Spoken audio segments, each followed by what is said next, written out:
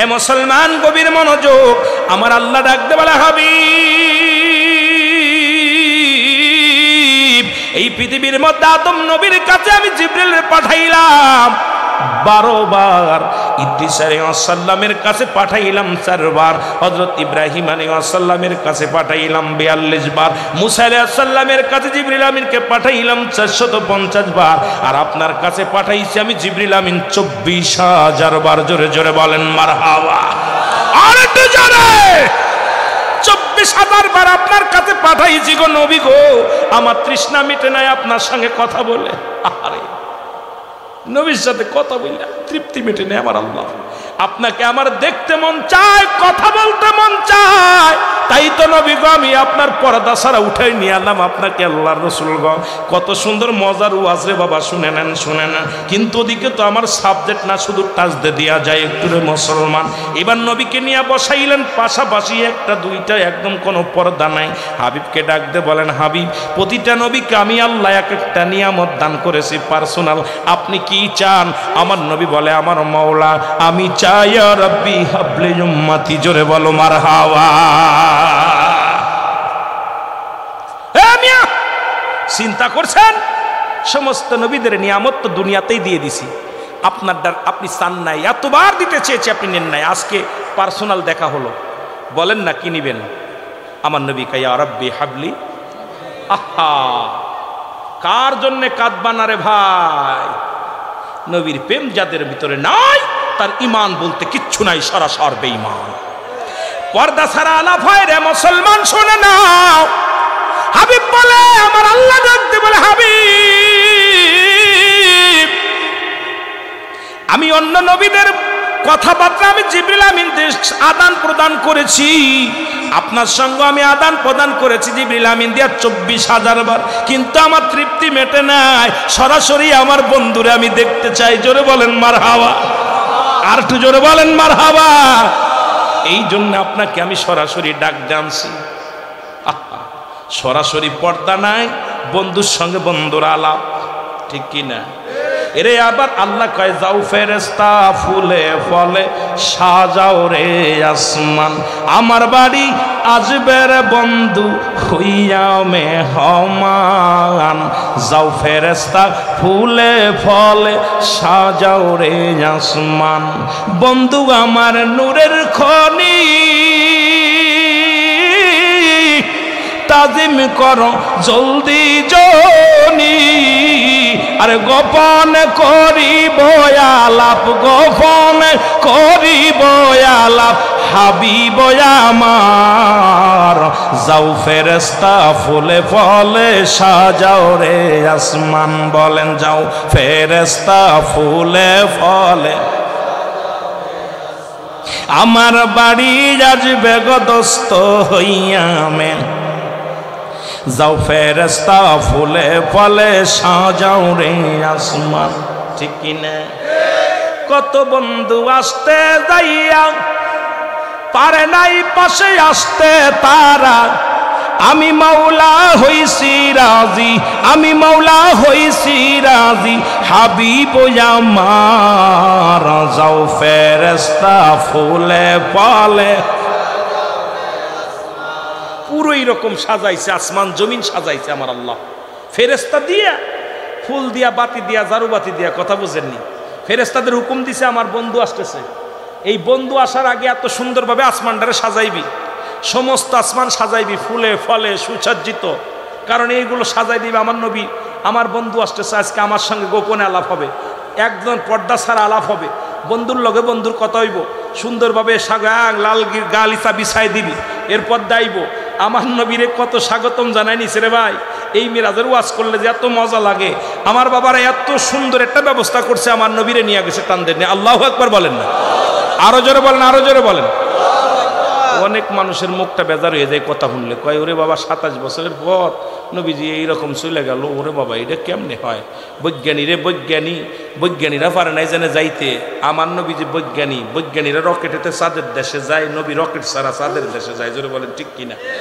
এত সহজ নির্বা, এত সহজ। আমার ভাইয়েরা, আমার বন্ধুরা, আমার মুসা নবী ডাকতে বলেন, আব্দুল্লাহ সাল্লাম ডাকতে বলে নবী মুসা গো,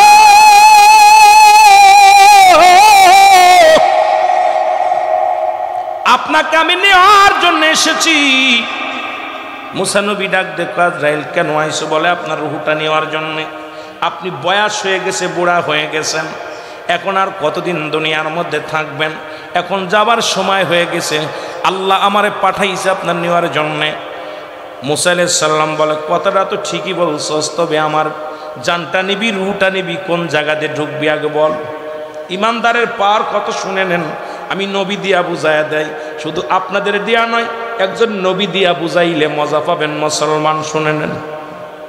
মুসা নবী ডাকতে বলে, আজরাইল আমার রুহটা তুমি বাইর করবা, কোন জায়গাতে নিবা?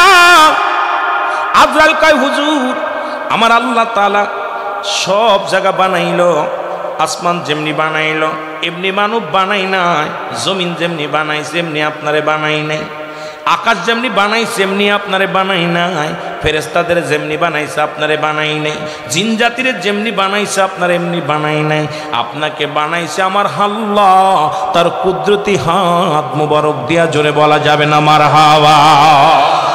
সুতরাং ইমানদারের রূহটা নিয়ে আমি কোথা দিয়া, যেহেতু আল্লাহ তাআলা এই ফেসটা, ইংলিশে বলে ফেস, আল্লাহু আকবার বলেন না, এই ফেসটা বানাইছে আমার আল্লাহ তাআলা তার কুদরতি হাত দিয়া। ওই নাক দিয়ে নাই, কান দিয়ে নাই, চোখ দিয়ে নাই, গাল দিয়ে নাই, চোখ দিয়ে নাই, মাথা দিয়া ইমানদার রূহটা বাইর করি এই জায়গা দিয়ে ঢুকি।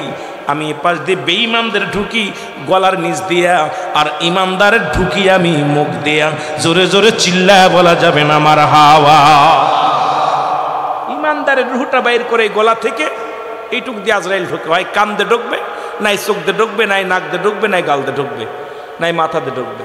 এখন এই কয়টা ছিদ্রা দিয়ে বেশিরভাগই ঢোকে ইমানদারের আপনার চোখ দিয়ে বেশি ঢোকে, কারণ চোখের উপরে আল্লাহ তাআলা আজরাইল সাল্লামকে বলবে, আজরাইল জান্নাত থেকে ওই জান্নাতগুলো হাতের মধ্যে নিয়ে আসো ওই ইমানদারের জন্যে, আর জান্নাতের মধ্যে লিখে দাও আল্লাহু আকবার, পাশে লিখে দাও লা ইলাহা ইল্লাল্লাহু মুহাম্মাদুর রাসূলুল্লাহ সাল্লাল্লাহু আলাইহি সাল্লাম।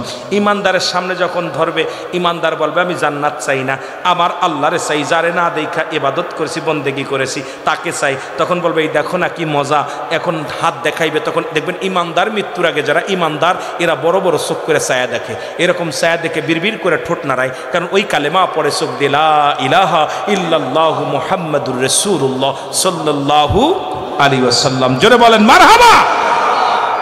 ইমানদারের হয় গাল দিয়ে ঢোকে, নাই চোখ দিয়ে ঢোকে। এর আজরাইল আলাইহিস সালাম ডাকতে বলেন, আল্লাহর নবী মুসা গো, আমি আপনার ঢুকবো, আমি আপনার গাল দিয়া, কি দিয়া?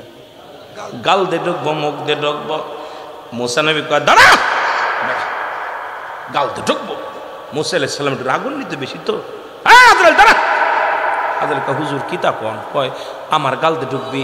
তুই কি জানিস আমার আল্লাহর সঙ্গে যখন তোর পাহাড়ে সাক্ষাৎ হয়েছিল, আমার আল্লাহর সঙ্গে আমি কথা বলেছি আমার গাল দিয়া, আল্লাহর সঙ্গে কথাবার্তা বলা হয়েছে, আর তুই ভাবলি কেমন করে আমার মুখ দিয়ে তোরে ঢুকতে দিব? আমার আল্লাহর লগে কথা হয়েছে না? সুবহানাল্লাহ বলেন না। মুসা আলাইহিস সালামের কথা হইনি আজরাইল দাঁড়াই গেছে, কাম সারছে। কয় হুজুর তাহলে নাক দিয়ে ঢুকবো? কয় দাঁড়া, এই নাক দিয়ে তুমি ঢুকবা? তুমি কি জানো না আল্লাহ নূরের তাজাল্লির একটা নূরের একটা ঘ্রাণ ছিল, যখন আল্লাহর সঙ্গে পর্দার ভিতরে কথাবার্তা বলা হলো, তখন আল্লাহ যখন আসছিল তখন জান্নাতে একটা ঘ্রাণ আমার নাক দিয়ে প্রবেশ করেছে, আমার নাক দিয়ে তোমার ঢুকতে দিব? সুবহানাল্লাহ বলেন না। মুসা আলাইহিস সালাম তো এই কথা বোঝেন না, একটু রাগী মানুষ, সব নবীদের চাইতে একটু কড়া ছিল, মেজাজ কড়া। এইবার বলতেছে হুজুর তাহলে আপনার চোখ দিয়ে ঢুকি? দাঁড়া, আমার চোখ দিয়ে ঢুকবা। আল্লাহ যখন নূরের তাজাল্লি ঢেউ মারেছিল, আমি আল্লাহ নূরের তাজাল্লি এই চোখ দিয়ে দেখছি, আল্লাহর সঙ্গে ওই নূরের তাজাল্লি ঢেউটা আমার চোখের সামনে পড়েছিল, আমার চোখ দিয়ে তোমার ঢুকতে দিব? জোরে বলেন না মারহাবা।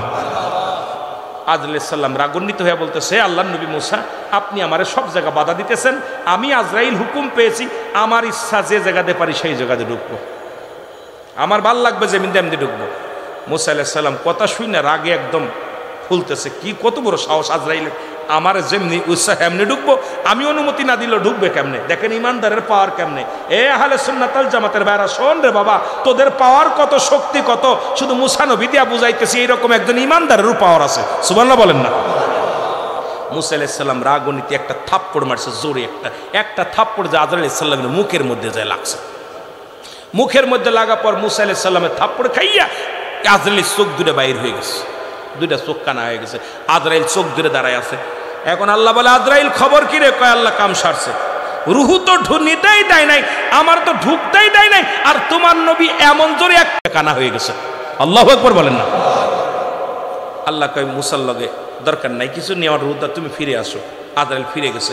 এখন কানা চোখ নিয়ে আজরাইল দাঁড়ায় আছে আল্লাহর সঙ্গে, আল্লাহর পাশে যে আল্লাহর সঙ্গে আরো সে যে দাঁড়ায় আছে। আল্লাহ কয় আজরাইল খবর কি? কয় আল্লাহ নবী মুসা এত জোরে থাপ্পড় মারছিল, যদি আর একটা মারতো আমি শেষ। এক থাপড়ে চোখ দুটা কানা হয়ে গেছে।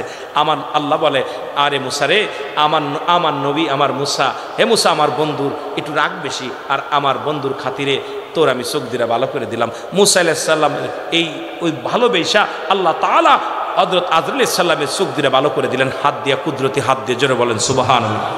চোখ দুটা ভালো হয়ে যাওয়ার পর আজরাইল খেপে গেছে। আল্লাহ তাড়াতাড়ি হুকুম দেন, আমি মুসা আলাইহিস সালামের রুহুটা বাইর করব, জান বাইর করব। আল্লাহ কয় দরকার নাই, একবার মায়ের খেয়ে হইছো, থাক। এইবার ওর সাথে বোঝাপড়া আমি করতেছি। জোরে বলেন না মারহাবা। আর একটু জোরে বলেন না মারহাবা। ওইটার ব্যবস্থা আমি করতেছি। আল্লাহর কাছে একদম দরখাস্ত করে, এই মুসা বন্ধু, আল্লাহর সঙ্গে কথা হচ্ছে। জি বলেন। কয় কথা হলো, আপনি এই একটা বকরির গায়ে বা একটা মেশির গায়ে যত পরিমাণ পশম আছে, এত 100 বছর আপনার হায়াত দিলাম, আপনি কি নিতে রাজি? কত একটা গাভীর গায়ে বা একটা মেশির গায়ে যত পরিমাণ পশম আছে, এত 100 বছর বা এত 1000 বছর আপনাকে হায়াত দিলাম। মুসা নবী আল্লাহ আপনি হায়াত দিলেন আর আমি নিলাম, ঠিক আছে, কিন্তু এরপরে কি হবে? কথা বুঝেননি? এরপরে মরণ হবে। কি হবে? এ বাবা, মরণের ওয়াজ শুনতেছেন না? এরপরে কি হবে? মরণ হবে। কাল্লা যদি এরপরে যদি মরণই হবে, তাহলে আমার বেঁচে লাভ কি?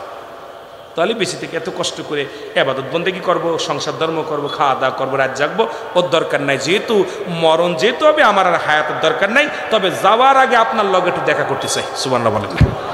আপনার লগে আবার একটু আলাপ হবে, আমার আর একটা বা সুযোগ দেন, আপনার লগে আমার দিদার হবে। আল্লাহ কয় দিলাম সুযোগ, আয়। মুসা নবীকে ডেকে নিলেন। মুসা নবী যায় তুর পারে যায়, আলাপ করতেছে আল্লাহর সঙ্গে। অনেক আলাপ বিনিময় করার পর আমার আল্লাহ বলতেছেন, মুসা যাও, তোমার সাথে শেষ দেখাটা হলো, এখন দুনিয়ার জগতে শেষ দেখা হবে, আবার দেখা। সুবহানাল্লাহ বলেন না। আসো, তারপর আবার সাক্ষাৎ হবে। মুসা আলাইহিস সালাম আসার আগে বলে, আল্লাহ আমার বনি ইসরায়েলের মানুষদের জন্যে, আমার এই কমের মানুষদের জন্যে আপনার কাছে আমার একটা দাবি, তাদের কিছু খাবার ব্যবস্থা করে দিবেন, তারা যেন অসহায় না থাকে। দেখেন মুসা নবী তার কমের জন্য কত কষ্ট করেছেন। আল্লাহ এই সুযোগটা, আল্লাহ বলেন, মুসা তোমার হাতে কি? কয় লাঠি। এই যে লাঠি দিয়া ভর দিয়া টুকটুক করে উঠছো এই আমার তুর পাহাড়ে, এই পাহাড় থেকে, এই পাহাড়ের দায়িত্ব আছে একজন নবী, তার নাম জানেন সবাই? ইলিয়াস আলাইহিস সালাম। মারহাবা বলেন, মারহাবা। এই ইলিয়াস আলাইহিস সালাম নামটা মনে রাখবেন, অনেক সময় কাজে লাগে। ইলিয়াস আলাইহিস সালামকে আল্লাহ দিয়েছে পাহাড়ের দায়িত্বে। এ ভাই, উনি বেঁচে আছে এখনো। এইবার মুসা আলাইহিস সালাম কি করছে? মুসা আলাইহিস সালাম বিদায়ের আগে বলতেছে, আল্লাহ আমার হাতে তো লাঠি। কয় লাঠি দিয়ে বাড়ি মারো পাহাড়ের উপরে। পাহাড়ের উপরে লাঠি দিয়ে বাড়ি মারছে। বাড়ি মারার পর ওই বিশাল একটা পানি, বিশাল একটা নদী বাইর হয়েছে। আল্লাহ মুসা আলাইহিস সালাম পানি দেখে আশ্চর্য হয়ে গেছে। আল্লাহ এত পানি, এই পানি আসলো কই পাহাড়ের মধ্যে? আর একটা বাড়ি মারো পানির মধ্যে। পানির মধ্যে বাড়ি মারছে, বানা পরে একটা বিশাল একটা পাথর ভেসে আসছে। পাথর দিকে পানির ভিতরে ভেসে আসতেছে। আল্লাহ বলেন, মুসারে পাথরের মধ্যে একটা বাড়ি মারো। পাথরের মধ্যে যখন বাড়ি মারছে, সঙ্গে সঙ্গে পাথরের ভিতর থেকে একটা হরিণ আসছে, তাজা হরিণ, হরিণের গালের মতো তাজা ঘাস। সুবহানাল্লাহ বলেন না। আমার আল্লাহ বলতেছে, মুসা দেখো। মুসা আলাইহিস সালাম দেখে হরিণের মুখের মধ্যে ঘাস। আমার আল্লাহ বলেন, মুসারে তুমি কি জানো আমি হলাম স্রষ্টা, আমার কোনো মৃত্যু নাই, সৃষ্টির মৃত্যু আছে। আর আমি যত সৃষ্টি দুনিয়ার মধ্যে যা করেছি, সব কিছুর খাবারের ফয়সালা আমি আল্লাহ নিজে করেছি। জোরে বলেন মারহাবা। মুসা তুমি ইহা দ্বারা বুঝতে পারো, তোমার খালি কমেন না, পৃথিবীতে যত মাকলুকাত আমি তৈরি করেছি, সবার রিজিকের ব্যবস্থা আমি আল্লাহ করেছি। জোরে বলা যাবে না মারহাবা? তাই তুমি সুদ খাও, ঘুষ খাও কেন? ও ভাই, ওই পাহাড়ের মধ্যে যদি নদীর মধ্যে পাথরের মধ্যে একটা হরিণ থাকে, তাকেও যদি আল্লাহ খাওয়ায়, তাহলে তুমি ঘুষ সুদ খাবা। তোমার রিজিকের ব্যবস্থা আল্লাহ করে দিছে, হালাল পথে থাকো। জোরে বলেন ঠিক কিনা? মুসা আলাইহিস সালাম দেখা বলেন, আল্লাহ তোমার শুকরিয়া আদায় করি, আমি যাচ্ছি।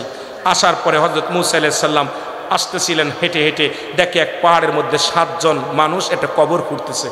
কথা বুঝেননি? কি কবর ওয়াজ? কি খুঁজতেছে? কবর খুঁড়তেছে। মুসা আলাইহিস সালাম চিন্তা করে, আশেপাশে তো কোনো বাড়ি টাড়ি নাই, এখানে কবর হয় কিসের কবর? মুসা আলাইহিস সালাম যে সালাম দিলেন, আসসালামু আলাইকুম ভাইরা, এখানে কার কবর খোঁজেন? ওই তো একজন ছবি, আমাদের এলাকায় একজন মারা গেছে, তার কবর হবে। তা আপনি যেহেতু আল্লাহর নবী, আপনি একটু কবরটা খোঁড়েন। মুসা আলাইহিস সালাম ওদের সাথে শরীক হয়ে গেলেন, নিজের কবর নিজে খুঁড়লেন। জোরে বলেন না সুবহানাল্লাহ। আর একটু জোরে বলেন। মুসা আলাইহিস সালাম নিজের কবরটা নিজে খুঁড়লেন। কবরটা খুঁজা হয়ে গেল। ফেরেশতারা ওই যে তিন বলতেছিলাম সাতজন জিনিস, সাতজন লোক কবর খুঁড়তেছিলেন, একজনও মানুষ নয়, সাতজনই হলো ফেরেশতা। মুসা আলাইহিস সালাম কবরটা যখন খোঁড়া হয়ে গেল, ফেরেশতারা বলে, হে আল্লাহর নবী মুসা, কিছু মনে না করলে আপনি একটু কবরের ভিতরের মাপটা নিয়ে যেত, আপনি একটু কবরের ভিতরে শুয়ে দেখেন, একটু মাপ দেখার দরকার। কারণ যে লোকটা মারা গেছে ওই লোকটা বডি ফিটনেস আপনার মতো, লম্বা চওড়া আপনার মতো, সুতরাং যে লোকটা মারা গেছে ওই লোকটার বডি আপনার মতো।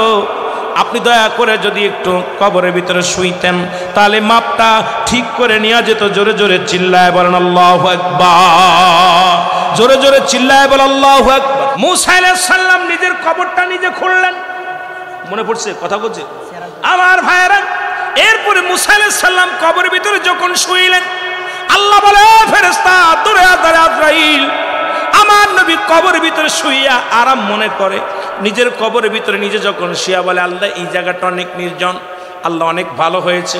আজরাইলকে পাঠাইয়া দিলেন, ওই জান্নাত থেকে একটা ফল পাঠাইলেন, আপেল হাতের মধ্যে আজরাইল আলাইহিস সালাম নিয়ে আসলেন। এই আপেলের মধ্যে যখন কামড় দিছে, সঙ্গে সঙ্গে আজরাইল আলাইহিস সালাম মুসা আলাইহিস সালামের জানটা বাইর করে দিলেন। এবার ওখান থেকে উঠাইলেন, কয় মুসা আলাইহিস সালামের লাশটা উঠাও। মুসা আলাইহিস সালামের দেহখানা উঠানো হলো, ওই জান্নাতি পানি দিয়ে তাদের গোসল করানো হলো।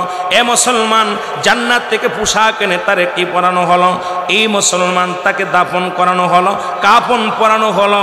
এরপরে কবরটা সুন্দরভাবে মিশিয়ে দিলেন। ও মুসলমান শুনে না, এইরকম পৃথিবীর মধ্যে যেহেতু আপনার রূহ আছে, মৃত্যুবরণ করাই লাগবে। একমাত্র আমার স্রষ্টার মৃত্যু নাই, সৃষ্টির মৃত্যু আছে, সুতরাং মরণের জন্য সদা সর্বদা প্রস্তুতি থাকা লাগবে। এক নাম্বার হলো মরণ, দুই নাম্বার কবর।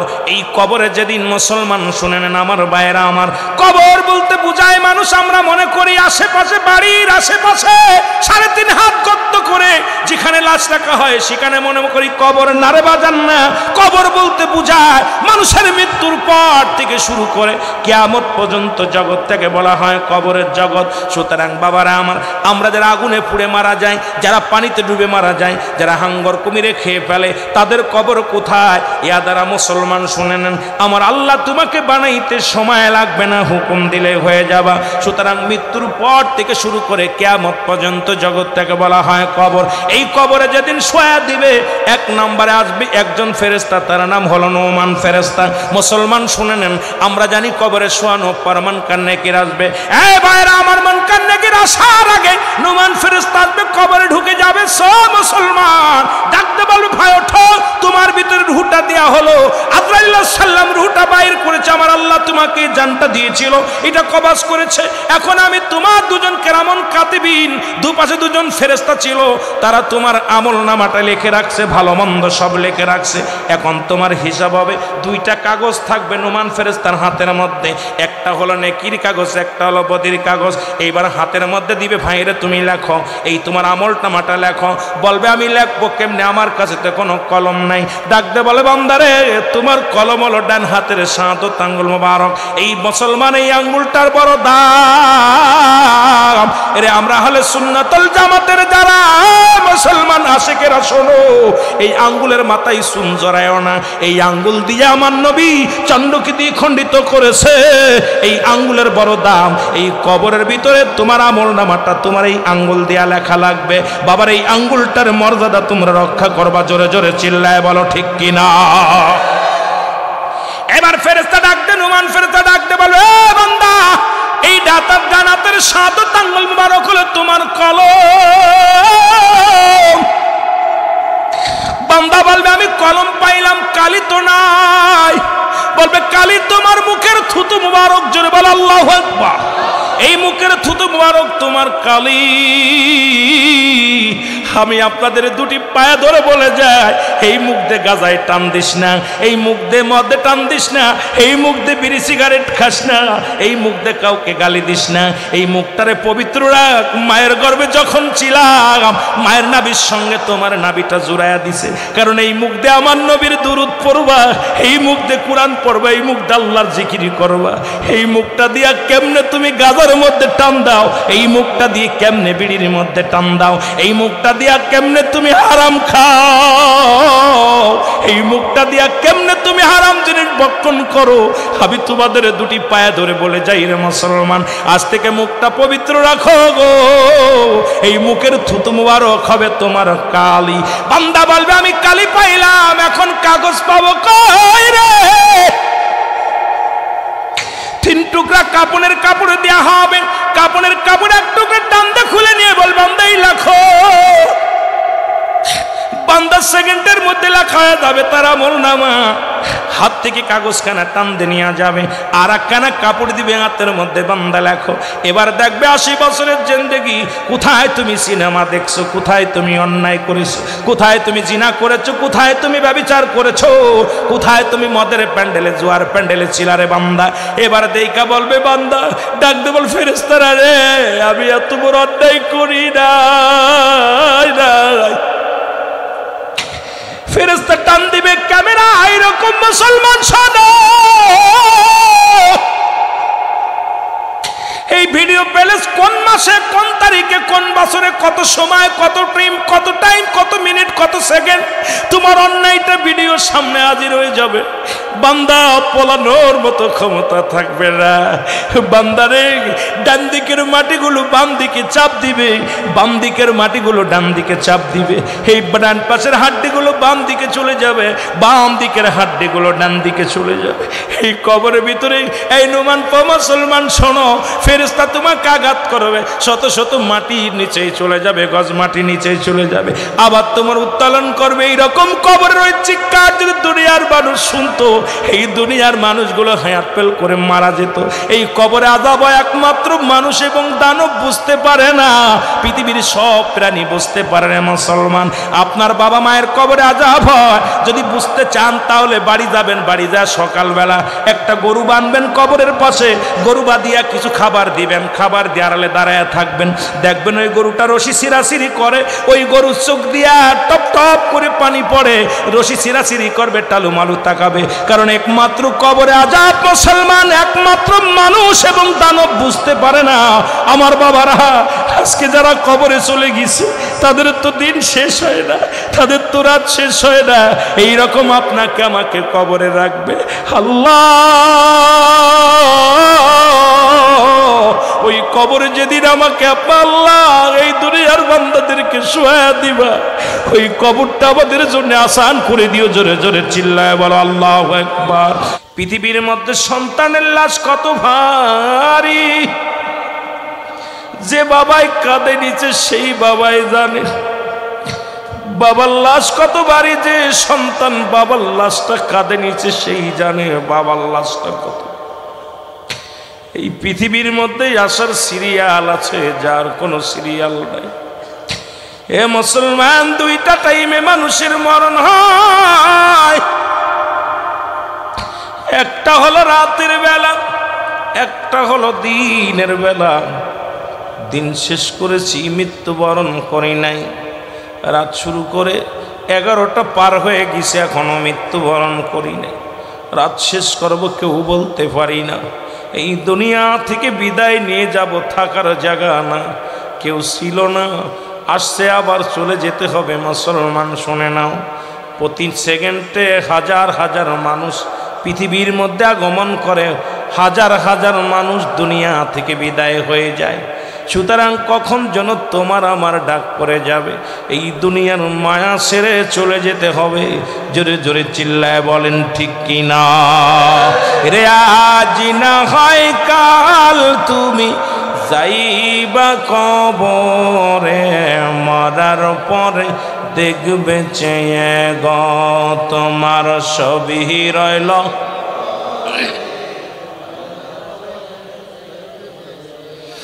এ দুনিয়ার মুসলমান,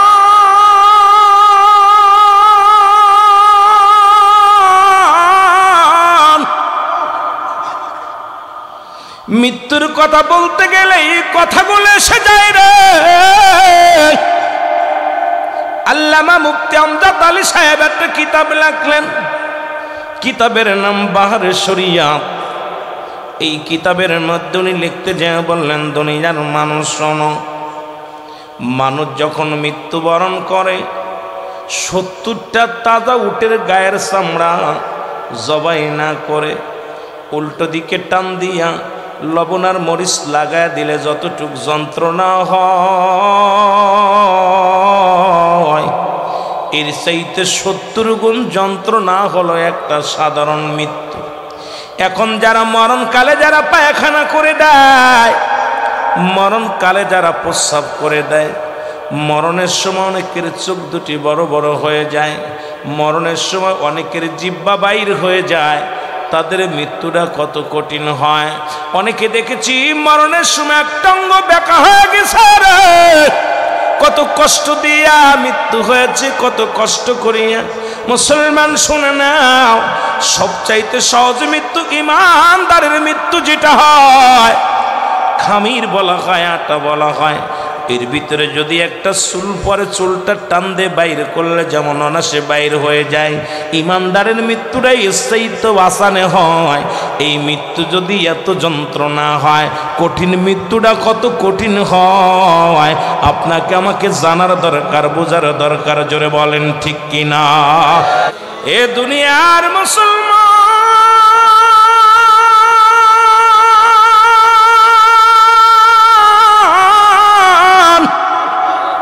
দিলের কান্ডা লাগা শুনে নাও গো, আমি মৃত্যুর কথা বলতে যে একটু পিছিয়ে এসেছিলাম, এই মালাকুল মউতের কথা বলতে যায় রে মুসলমান শুনে নাও। এই মালাকুল মউত দুনিয়ার বুক থেকে এসেছিল মৃত্যু যন্ত্রণায়। এর মুসলমান ঈসা ইবনে মরিয়াম আলাইহিস সালামের কাছে আজরাইল আলাইহিস সালাম আগমন করলেন। আমার আলোচনায় চলে যায়, সময় পেলে অন্যদিকে যাব। মরিয়াম আলাইহিস সালামের কাছে আজরাইল আসে। মরিয়াম আলাইহিস সালাম ডাকতে বলে, বাবা ঈসা আমার জন্য কিছু ফল আনো, আমার ফল খাইতে মন চায়, আমার জন্য কিছু ফল আনো। ফল আনতে চলে গেলেন হযরত ঈসা আলাইহিস সালাম। আজরাইল আলাইহিস সালাম হাজির হয়ে গেছে। আজরাইল এসে বলে, মরিয়াম দাঁড়াও, মরিয়াম রে দাঁড়াও। মরিয়াম দাঁড়ায় গেছে। আর মরিয়াম আলাইহিস সালাম বলে, তুমি কে? বলে, আমি আজরাইল। কেন আইছো? মা গো মা, মরিয়াম শোনো, আমার আল্লাহ তাআলা হুকুম দিয়েছে, আমার নাম আজরাইল, আমি প্রত্যেকটা মানুষের কাছে আসবো, তবে ঈমানদারের কাছে সরাসরি আসি, বেঈমানদের কাছে আমি সরাসরি আসি না।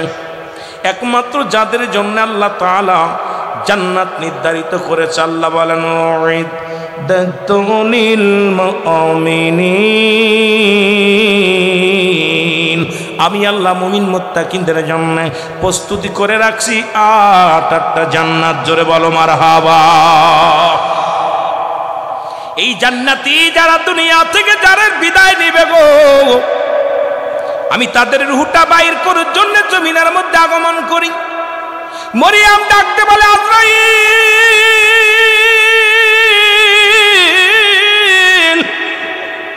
আমাকে একটু সুযোগ দাও, আমার কলিজার টুকরা সন্তান গেছে ফল আনতে, যখন এসে দেখবে মা দুনিয়ার মধ্যে নাই, বড্ড কষ্ট পাবে, আমাকে একটু সুযোগ দাও, আমার কলিজার টুকরা আসুক।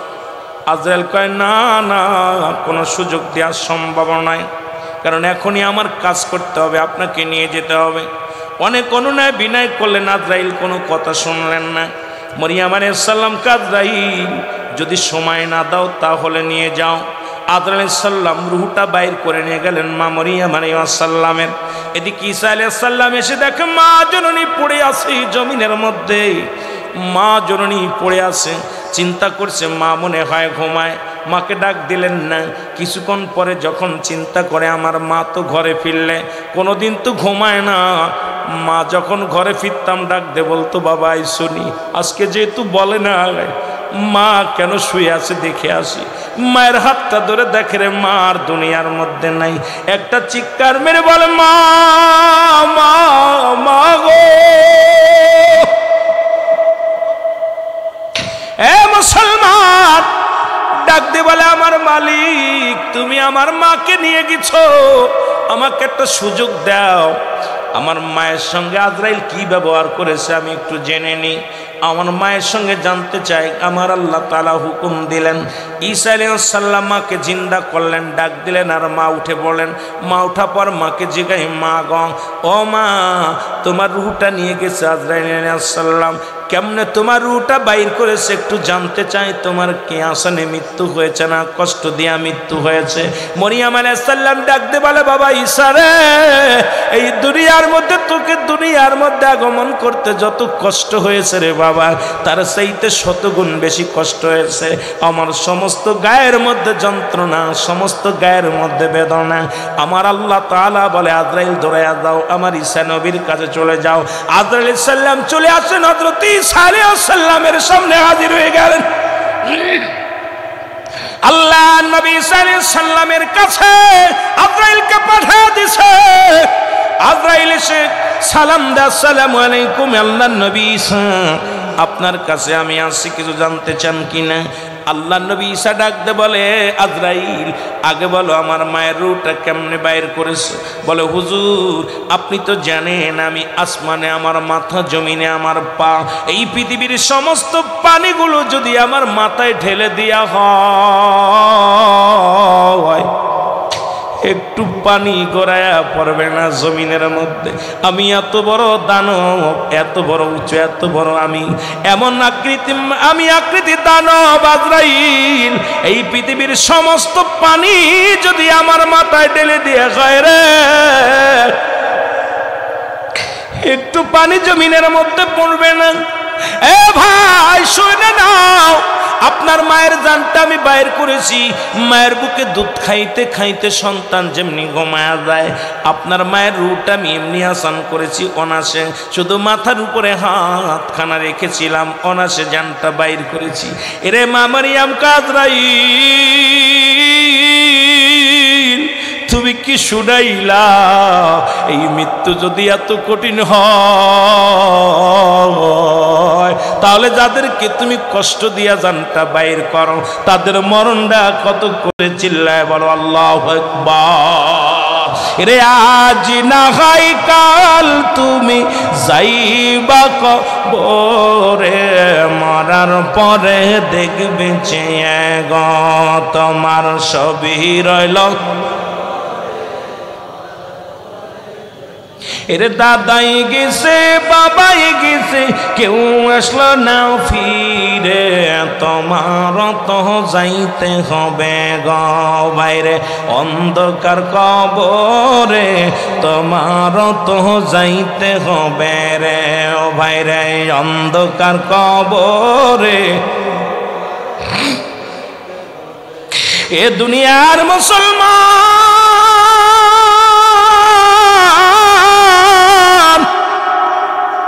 ইমানদারের মৃত্যু এত সহজ, তাই যদি এত যন্ত্রণা হয়, যারা মরণের সময় তাদের এত কষ্ট দিয়ে আজরাইল সাল্লাম জানটা নিয়ে যায়, তাদের কত কষ্ট হয় রে, তাদের কত যন্ত্রণা দেয়।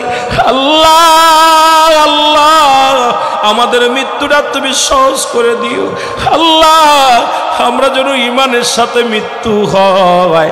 ওই মরণের সময় আজরাইলকে দেখানোর আগে আমার নবীজির নূর চেহারা দেখা দিও, আমার রহমতের নবীর চেহারা মুবারক আমাদের সামনে আয়না বানায়া দিও আল্লাহ। ওই আদম থেকে শুরু করে আজি পর্যন্ত, আদম আলাইহিস সালাম থেকে শুরু করে আখির নবী রাহমাতুল লিল আলামিনের উম্মত পর্যন্ত রে, কিয়ামত পর্যন্ত অসংখ্য মানব দুনিয়ার মধ্যে আগমন করেছে, সবাই বিদায় হয়ে গেছে।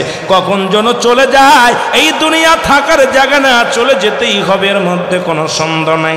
আল্লাহ ওই মরণের সময় আমাদের নসিবে কালেমা জারি করে দিও। জোরে জোরে বলেন মারহাবা, একটু জোরে জোরে বলেন আল্লাহু আকবার, আরো জোরে জোরে বলেন আমিন, আর একটু জোরে জোরে চিল্লায় বল আল্লাহু আকবার।